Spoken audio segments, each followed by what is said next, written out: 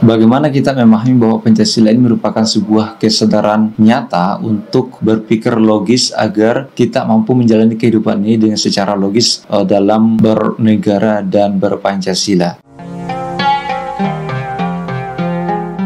Pancasila merupakan sebuah ideologi dasar bernegara Indonesia yang memiliki 5 prinsip dasar atau 5 sila. Pancasila ini merupakan sebuah ideologi yang sangat fundamental dan sangat fenomenal bagi seluruh bangsa Indonesia karena mampu menyatukan seluruh elemen bangsa Indonesia yang ada di negeri ini. Negeri yang sangat besar, negeri yang berada di garis khatulistiwa sepanjang 5.000 km dari Sabang sampai Merauke dan dari Pulau W sampai Pulau Rote.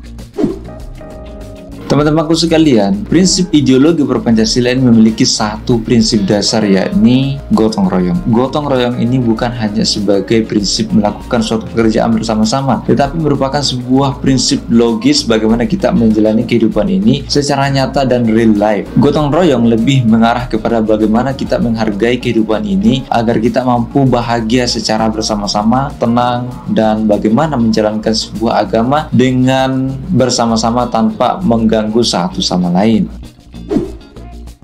Gotong royong memberikan kita kesadaran bahwa hidup ini adalah salah. Gotong royong memberikan kesadaran kepada kita bahwa kehidupan ini kita harus saling membantu satu sama lain. Gotong royong memberikan sebuah kesadaran kepada kita bahwa Allah Subhanahu wa taala memberikan kita kesadaran bahwa Allah Subhanahu wa taala itu menciptakan manusia, menciptakan alam semesta ini dalam bentuk yang sebaik-baiknya dan dalam bentuk yang berbeda-beda. Kenapa? Apabila kita berada dalam suatu keadaan yang berbeda-beda, kita memiliki potensi untuk saling mengenal, saling bersosialisasi, dan saling membantu satu sama lain.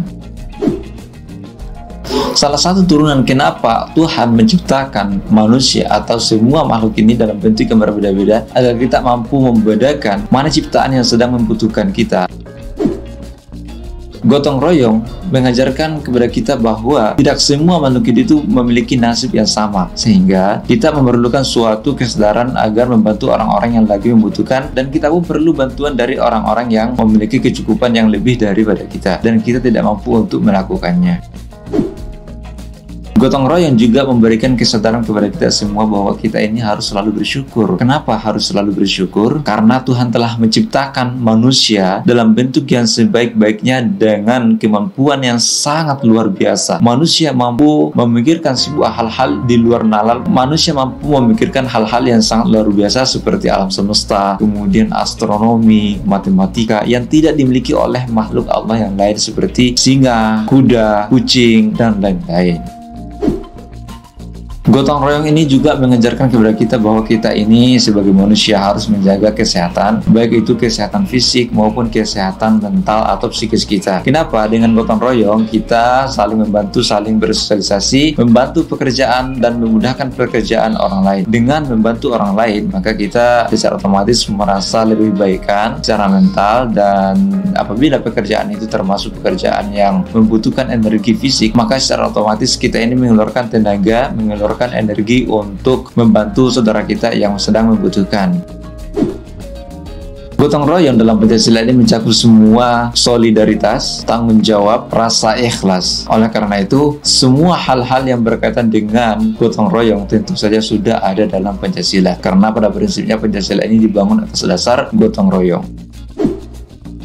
Negara Indonesia itu berdiri didasari dengan nilai-nilai gotong royong. Bukti nyatanya ketika para pemuda bangsa Indonesia itu melawan sebuah penjajahan kolonialisme dan imperialisme secara kedaerahan, maka mereka tidak mampu menaklukkan para kolonialisme. Tetapi ketika mereka bersatu yang ditanda dengan Sumpah Pemuda pada tanggal 28 Oktober 1928, maka negara Indonesia ini atas dasar prinsip gotong royong atau bersama-sama melawan kolonialisme, para penjajah kolonialisme dan imperialisme pun mampu ditaklukkan pada tahun 1945 oleh Soekarno yang dideklarasikan di Rengas Dengklok.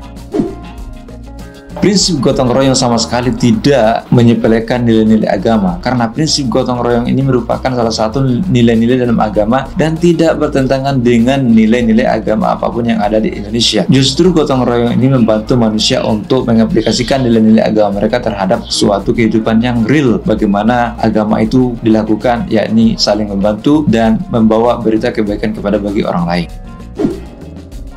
Gotong royong ini merupakan sebuah ciri yang dimiliki oleh bangsa Indonesia. Oleh karena itu, jangan sampai nilai-nilai gotong royong ini atau nilai kebersamaan ini hilang dari setiap jati diri bangsa Indonesia atau setiap jati diri dari masyarakat bangsa Indonesia. Memang pada saat ini nilai gotong royong itu memiliki kemerosotan di dalam diri masyarakat Indonesia, terutama di daerah perkotaan. Akan tetapi nilai-nilai itu kita dapat temukan di daerah-daerah pedesaan, di mana pada saat itu ketika mereka membangun sebuah rumah dari kayu, membangun sebuah rumah petakan, atau membangun sebuah bangunan yang dianggap perlu untuk dibangun secara bersama-sama, maka di situ kita akan menemukan kebersamaan, solidaritas yang tinggi. Mereka tidak perlu dipanggil untuk membantu atau berpartisipasi dalam kegiatan, lebih-lebih terhadap kegiatan bakti sosial yang mengharuskan atau seakan-akan setiap individu yang ada di wilayah tersebut itu wajib ikut, sehingga mau tidak mau harus ikut karena sudah menjadi nilai dan budaya dalam diri masyarakat tertentu di Indonesia.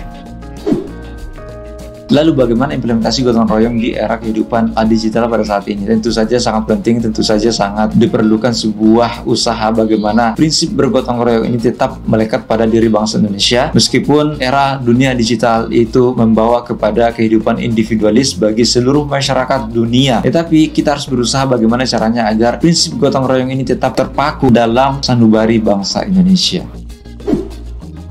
Prinsip bergotong royong harus mampu dipahami secara dinamis. Tidak boleh berpikir statis terhadap prinsip bergotong royong ini. Kenapa? Jika statis, maka tentu saja akan digilas oleh zaman, dan jika kita memikirkan sesuatu dengan cara yang dinamis, maka akan selalu mampu menghadapi kehidupan atau tantangan kehidupan di era disrupsi atau di era yang penuh perubahan cepat sekali. Ya, era perubahan saat ini sangat cepat dan tidak memerlukan waktu lama. Suatu barang, suatu merek atau suatu hal-hal yang berkaitan dengan produk itu sangat cepat berubah, terutama di era dunia digital, di era disrupsi ini. Gotong royong harus mampu diimplementasikan dalam kehidupan nyata dengan cara yang baik dan penuh dengan kebersamaan. Terima kasih, semoga bermanfaat. Semoga kita sebagai bangsa Indonesia mampu mengimplementasikan nilai-nilai gotong royong dan tanpa mengurangi rasa kebersamaan kita, tanpa mengurangi nilai-nilai keagamaan kita, dan tanpa mengurangi rasa kemanusiaan kita. Intinya adalah bagaimana kita membangun sebuah prinsip solidaritas yang tinggi, bagaimana kita membangun prinsip kemanusiaan yang tinggi, sehingga kita mampu mengimplementasikan nilai-nilai yang ada dalam diri kita masing-masing, terutama nilai-nilai agama. Terima kasih. Assalamualaikum warahmatullahi wabarakatuh.